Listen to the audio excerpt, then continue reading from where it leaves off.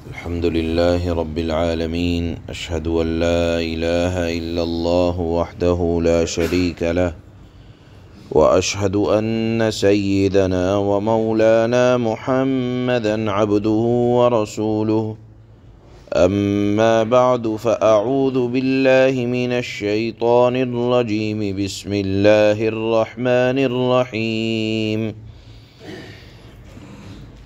هل أتاك حديث موسى إذ ناداه ربه بالواد المقدس طوى اذهب إلى فرعون إنه طغى فقل هل لك إلى أن تزكى وأهديك إلى ربك فتخشى فأراه الآية الكبرى فكذب وعصى ثم أدبر يسعى فحشر فنادى فقال أنا ربكم الأعلى فأخذه الله نكال الآخرة والأولى إن في ذلك لعبرة لمن يخشى. صدق اللہ مولانا العلی العظیم۔ اللہ نے اس صورت کے اندر قیامت کا ذکر کرنے کے بعد حضرت موسیٰ اور فرعون کا ذکر فرمایا تاکہ جو لوگ قیامت کے دن کا انکار کر رہے ہیں اور آپ علیہ الصلاۃ والسلام کی باتوں کا مذاق بنا رہے ہیں، ان کے لیے عبرت ہو کہ جو نبی کے ساتھ نبی کی باتوں کا مذاق یا ان کی تعلیمات کو نیچا دکھلانے کی کوشش کرتے ہیں تو ان کا انجام بہت برا ہوتا ہے، چاہے طاقت اور قوت میں کتنے بھی زیادہ ہوں۔ اور اللہ نافرمانوں کو ایک حد تک برداشت کرتا ہے، اور اللہ کی طاقت سے زیادہ نافرمانوں کی طاقت ہو ہی نہیں سکتی۔ مثال کے طور پر اللہ نے یہاں فرعون اور حضرت موسیٰ علیہ السلام کا واقعہ نقل کرنے کے بعد ایک جملہ ارشاد فرمایا، ان فی ذلک لعبرۃ لمن یخشی۔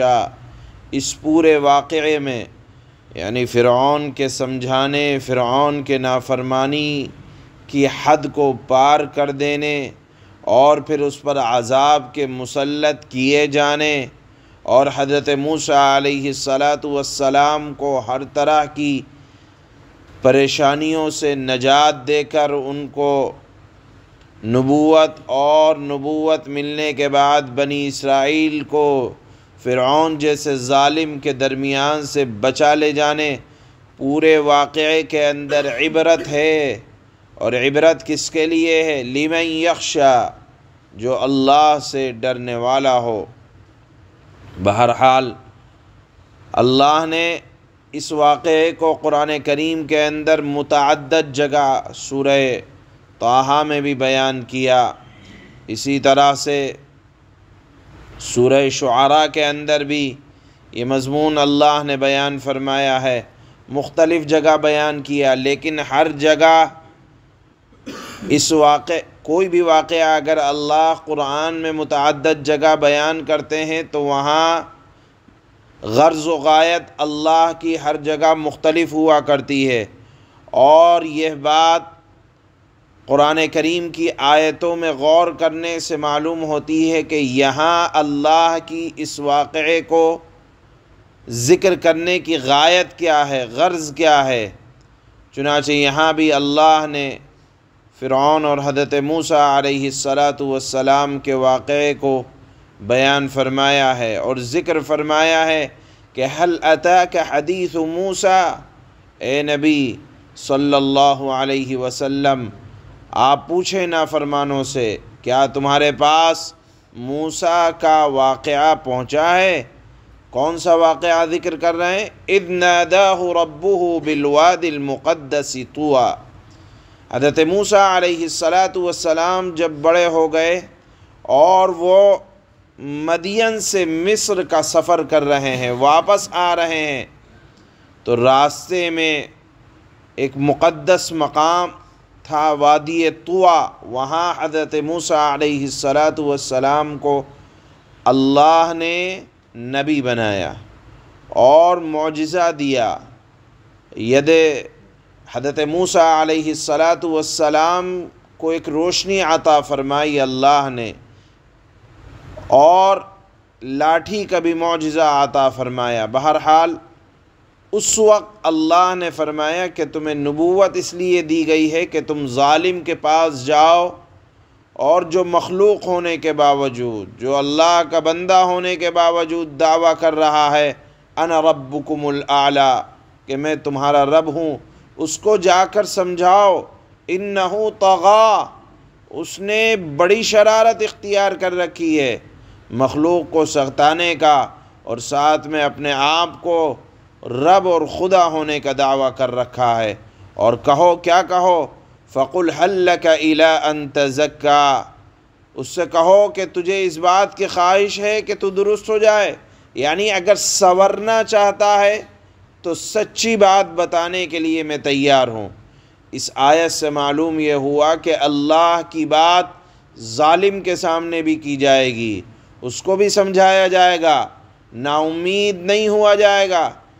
اللہ نے فرمایا کہ جاؤ فرعون کے دربار میں بھی اللہ کی بات کہو، اور کہو وَأَهْدِيَكَ إِلَىٰ رَبِّكَ فَتَخْشَىٰ، میں تجھ کو تیرے رب کی طرف سے رہنمائی کرنے آیا ہوں تاکہ تو ڈرے۔ فَأَرَاهُ الْآيَةَ الْكُبْرَىٰ، اور اس کو معجزات دکھلاؤ۔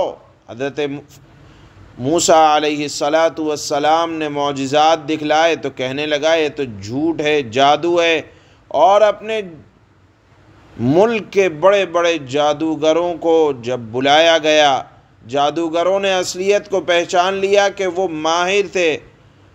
وہ پورا واقعہ اللہ نے اس کو 19ویں پارے کے اندر بھی ذکر فرمایا ہے، 9ویں پارے کے اندر بھی ذکر فرمایا ہے۔ واقعے کی تفصیلات وہاں تمام موجود ہیں، صرف اللہ نے یہاں اتنا ذکر کیا کہ جب فرعون کے سامنے حضرت موسیٰ نے حق کی بات کہی تو فرعون نے جھٹلایا اور نافرمانی کی۔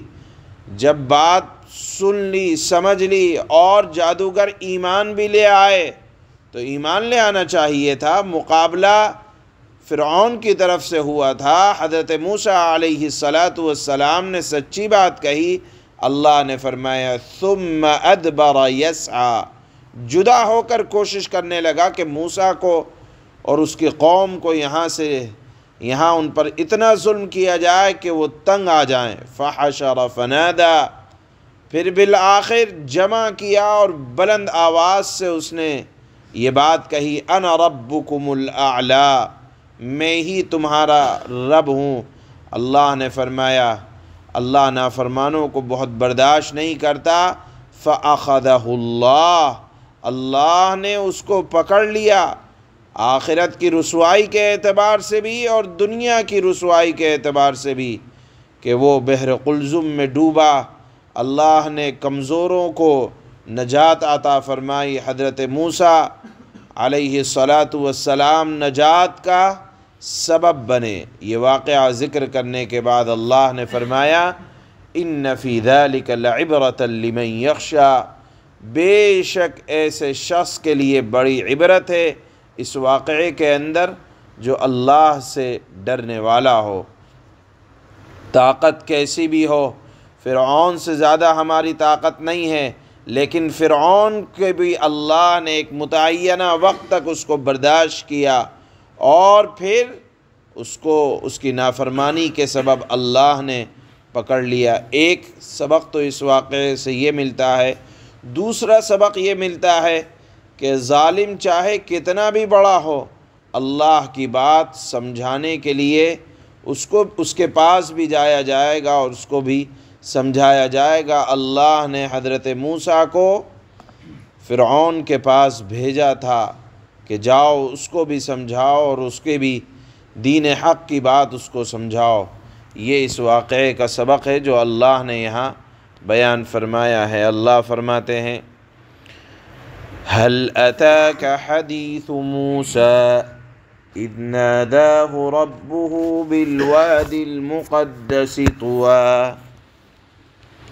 اے پیغمبر، کیا آپ کو موسیٰ کا واقعہ پہنچا ہے؟ کب؟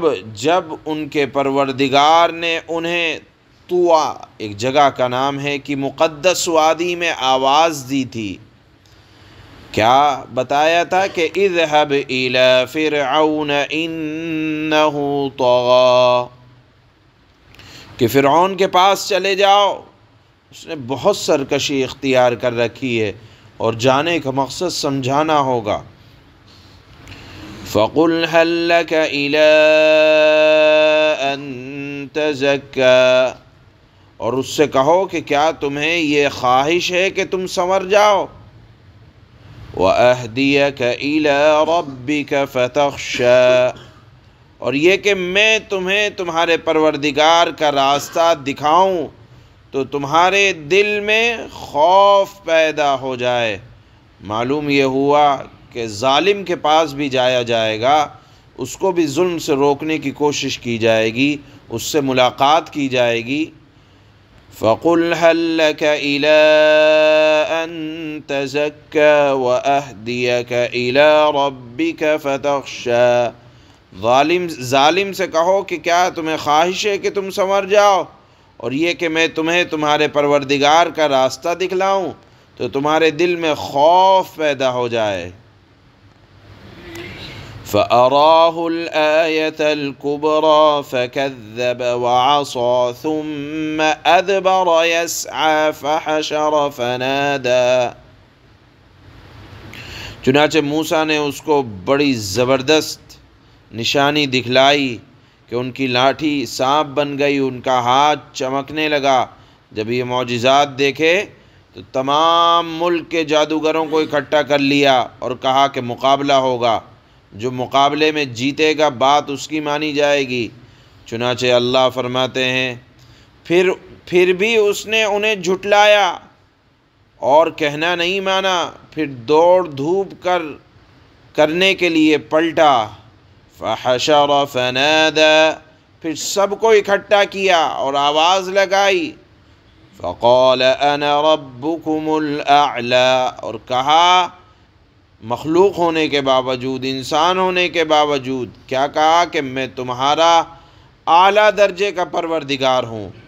فأخذه الله نكال الآخرة والأولى، نتیجہ یہ ہوا کہ اللہ نے اسے آخرت اور دنیا کے عذاب میں پکڑ لیا۔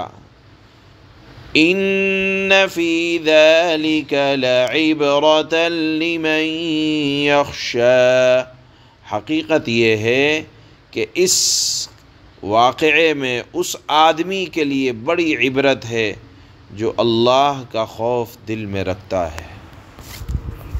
سبحان اللہ۔